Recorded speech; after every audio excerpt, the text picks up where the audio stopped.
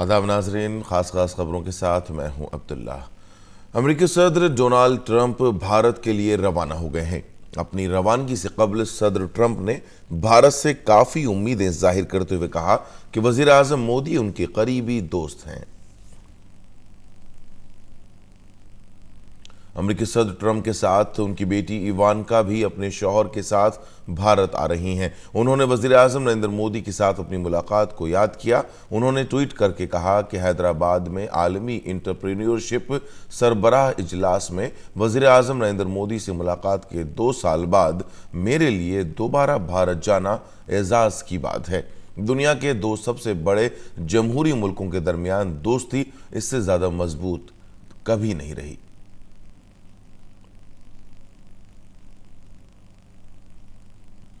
अहमदाबाद में अमेरिकी सदर के तारीखी खैर मकदम की तैयारियां मुकम्मल हो चुकी हैं।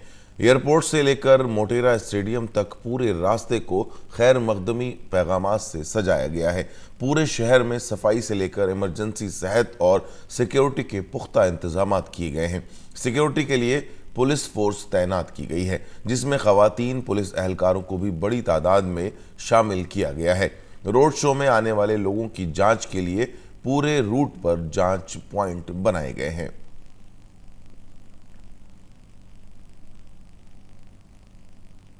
अहमदाबाद के रोड शो के दौरान अमेरिकी सदर डोनाल्ड ट्रंप को भारतीय फन सकाफत की झांकियां दिखाई जाएंगी। रोड शो के रूट पर जो स्टेज लगेंगे, उन्हीं में से एक स्टेज पर साबरमती गुरुकुलम के तलबा मलखम्ब पेश करेंगे। वज़ीर आज़म नरेंद्र मोदी ने गुजरात के वज़ीर आला विजय रूपानी के एक ट्वीट को शेयर करते हुए अमेरिकी सदर डोनाल्ड ट्रंप की आमद पर खुशी का इजहार किया है। उन्होंने कहा कि तारीखी प्रोग्राम की इब्तिदा अहमदाबाद से हो रही है। वो हमारे साथ होंगे, ये एजाज़ की बात है। अमेरिकी सदर डोनाल्ड ट्रंप आगरा में ताजमहल का दीदार भी करेंगे। उनकी आमद के पेश नज़र उनके इस्तकबाल की ज़बरदस्त तैयारियां की गई हैं। वज़ीर आज़म नरेंद्र मोदी ने आकाशवाणी से मन की बात प्रोग्राम के जरिए कल सुबह 11 बजे लोगों के साथ अपने ख्यालात मुश्तरक किए। ये मन की बात प्रोग्राम की 62वीं कड़ी थी। इस दौरान वज़ीर आज़म ने हुनर हाट के अपने तजुर्बात भी अहले वतन से मुश्तरक किए।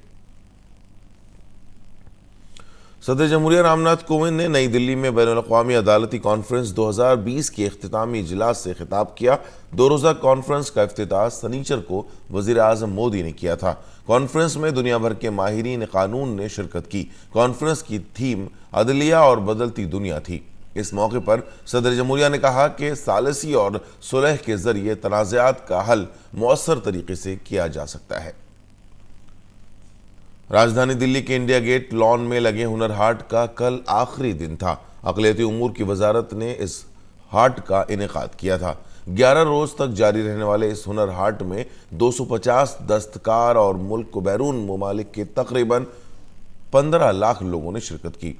अक़लियती उमूर के वज़ीर मुख्तार अब्बास नकवी ने कहा कि हुनर हाट अपने आप में तारीखी रहा है, जिसमें मुल्क की तमाम मशहूर शख्सियात ने हिस्सा लिया और भारत के सदियों पुराने फ़न और दस्तकारी को नई समत दी है। उन्होंने कहा है कि हाट में दस्तकारों के लाखों रुपए के सामान की फ़रोख्त हुई और बैरून मुल्क से भी लाखों की तादाद में ऑर्डर मौसूल हुए हैं। चीन में शनिचर को कोरोना वायरस के मामलात और उससे होने वाली अमवात के आदाद शुमार में तेजी से गिरावट दर्ज की गई, लेकिन आलमी इदारा सेहत के अफसरान ने इंतबाह दिया है कि कोरोना वायरस के कहर के बारे में अभी कोई भी अंदाज़ा लगाना जल्दबाजी होगी, क्योंकि दीगर मुल्कों में इन्फेक्शन के नए मामलात मुसलसल बढ़ रहे हैं। और संगीन बात यह है कि इन मुल्कों में ज़्यादातर मामलात ऐसे हैं जिनका चीन से कोई ताल्लुक़ नहीं है। आदाद शुमार पर नज़र डालें तो चीन में कोरोना वायरस से मरने वालों की तादाद बढ़कर 2400 से ज़्यादा हो गई है और इन्फेक्शन के मामलात बढ़कर 75,569 हो गए हैं। न्यूजीलैंड ने भारत के खिलाफ पहला टेस्ट मैच जीत लिया है। वेलिंगटन में खेले गए इस मैच में मेजबान न्यूजीलैंड ने भारत को 10 विकेट से शिकस्त दे दी है। आज चौथे दिन भारत की दूसरी इनिंग्स 191 रन पर सिमट गई। इस तरह भारत ने न्यूजीलैंड के सामने जीत के लिए सिर्फ 9 रन का हदफ रखा। न्यूजीलैंड ने बगैर किसी नुकसान के ये मामूली निशाना हासिल कर लिया। इस तरह न्यूजीलैंड ने 2 मैचों की टेस्ट सीरीज में 1-0 की सबकत हासिल कर ली है। नाजरीन, खास खबरों में फिलहाल इतना ही।